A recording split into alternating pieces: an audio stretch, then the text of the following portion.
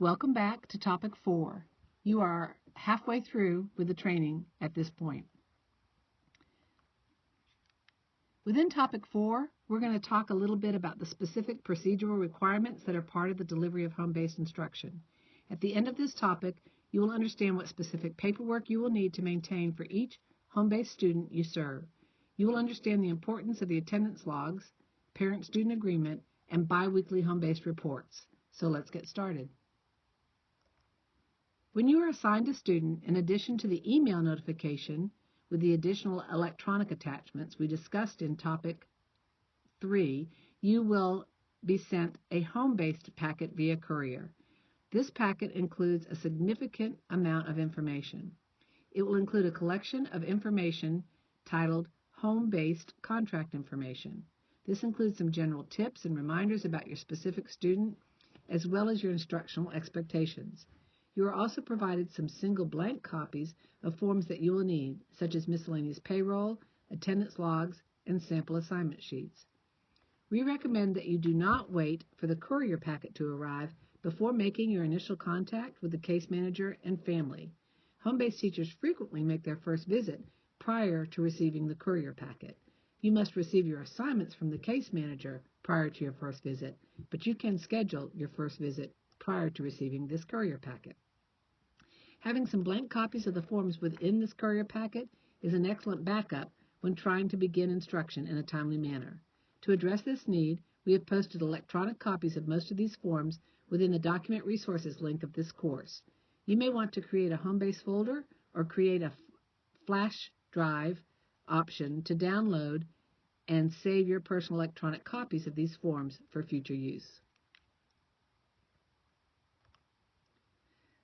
This is an example or a snapshot of the attendance log. You will use this form to obtain the required signature of the designated adult as you conclude each session. As a reminder, the designated adult needs to be present and available to you for the full session.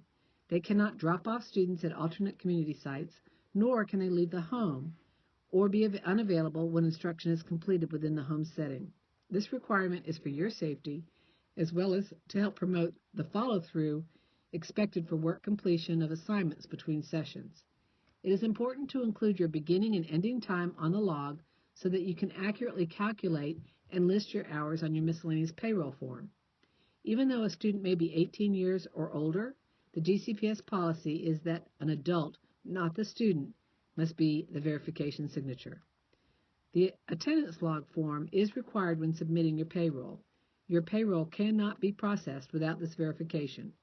Dates and times as listed on this form must coincide with those you list on the miscellaneous payroll form. We will address more specifically the process of submitting payroll in Topic 5. Let's talk a bit about some attendance guidelines and etiquette. If you do need to cancel a session, provide the parents prior notice to allow them to plan appropriately. As mentioned previously, when the home-based teacher cancels the session does need to be rescheduled or made up. If the parent cancels a session and there is a valid reason for the cancellation, it is best practice to work with the family to try and reschedule the session. In some cases, you may have confirmed a session, but when you arrive to the home, either the student or the adult is not home. You will not be able to complete a session if a designated adult is not present. If either of these situations occurs, this would be considered as a no-show, and you would submit 30 minutes and no-show on both your attendance and your payroll log. These are situations we like to address and avoid. If there are 2 consecutive no-shows, you are asked to notify both the home-based department and the case manager.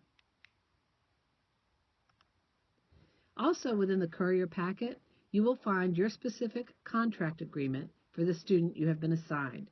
You will need to read and sign the contract, keep a copy for yourself, and return a signed copy to us within 72 hours of receiving your packet.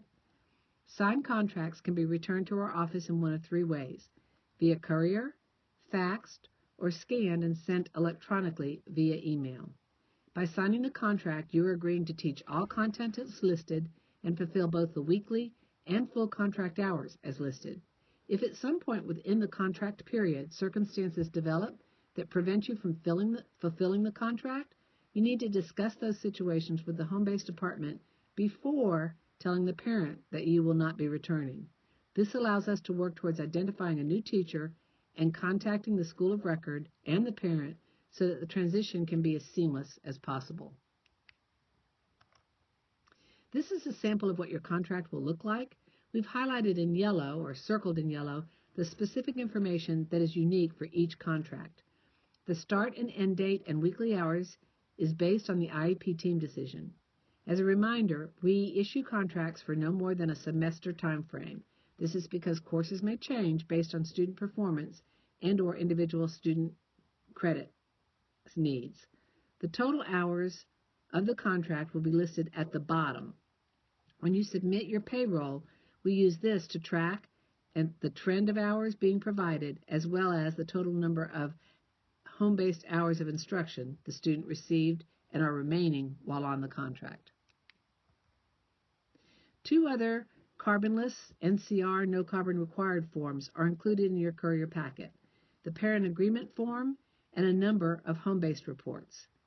The student parent agreement form is a guide for you to review the expectations of home-based instruction with the family during one of your initial visits. Both the student and the parent are required to sign this agreement form after reviewing the guidelines. A blank electronic copy of this form is also included in document resources.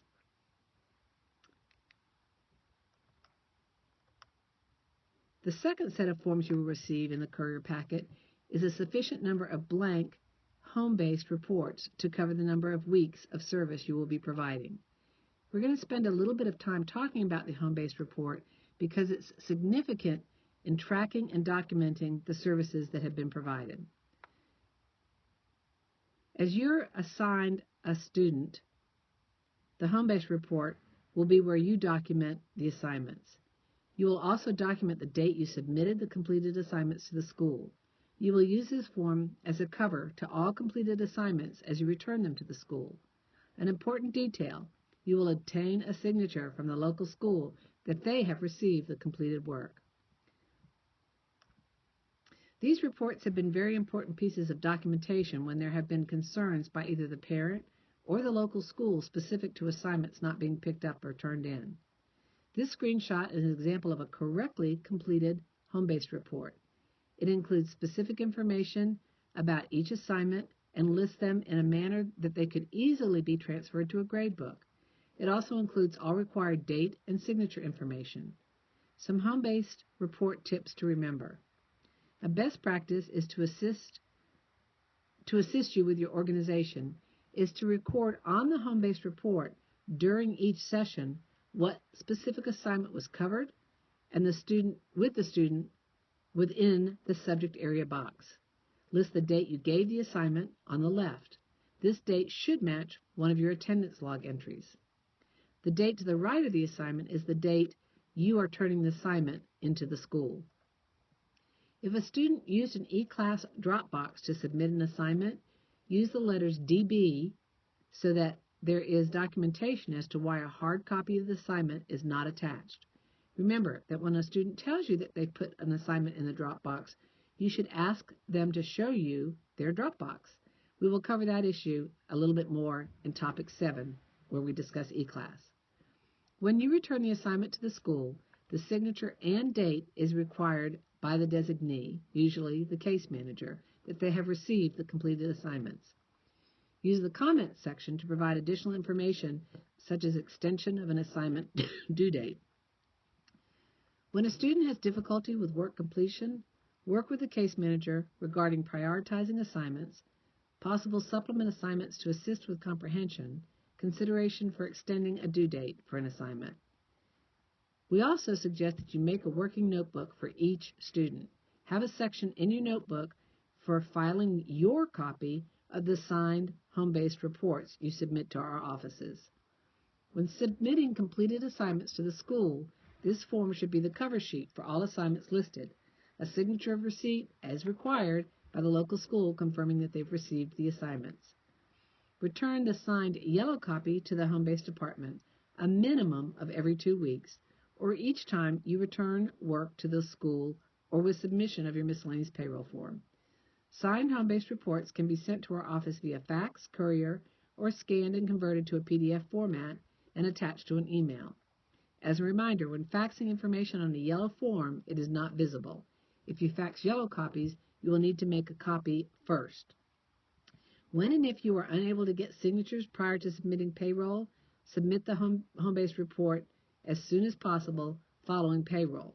We really would expect it to come within 1 week time. This is an example of a poorly filled out report. There's a lot of missing information here, and in your checklist activity for the conclusion of this, you are going to look at an incorrectly filled out home-based report and see if you can find the errors. You can see that the information here is very limited. Assignments aren't specific. It's not signed by the local school. There's no date by the local school. So review this information, and then looking at this, it will help you complete the checklist activity. What do I do when the contract of services is completed? This is probably the simplest step in our process. You will need to be sure that you have returned to the local school any instructional materials they may have checked out to you to support instruction. You will also need to be sure that the school of record and the home-based department have copies of the final signed home-based report and completed assignments. You will also need to submit your final miscellaneous payroll and attendance logs, and that's it. We are no longer next year going to be using the attendance verification form that you used to submit at the very end. That form is being eliminated. In the next topic, topic 5, we're going to address the process for submitting your miscellaneous payroll.